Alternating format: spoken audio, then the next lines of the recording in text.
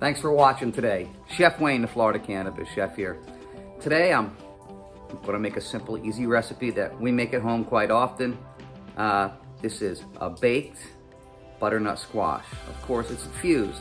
We're using Scampi butter from a previous video for our infused Scampi butter baked butternut squash. This is easy to make and it's really delicious. You ready? Let's get started right now. Don't forget to subscribe to the channel, click that little bell and share with all your friends. Here we go, let's get started. We have one butternut squash that I have cleaned and cut up into bite-sized chunks, placed in our oven-ready casserole dish.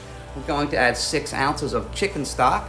After that, we're going to go ahead and add 1/2 a stick of this butter, which was 382.5 milligrams of THC approximately. Alrighty, now we're going to sprinkle some Parmesan cheese on the top, and we're going to put this in our preheated 350 degree oven and cook it for approximately 45 minutes.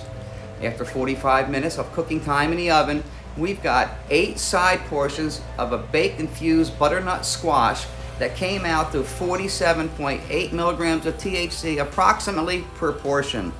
This is Chef Wayne, the Florida Cannabis Chef. Hope you enjoyed today's video of how to make a delicious baked butternut squash at home. Now don't forget to subscribe to the channel and please share with all your friends. Send me all your comments. Tell me what you'd like to see us infuse. Until next time, happy cannabis cooking.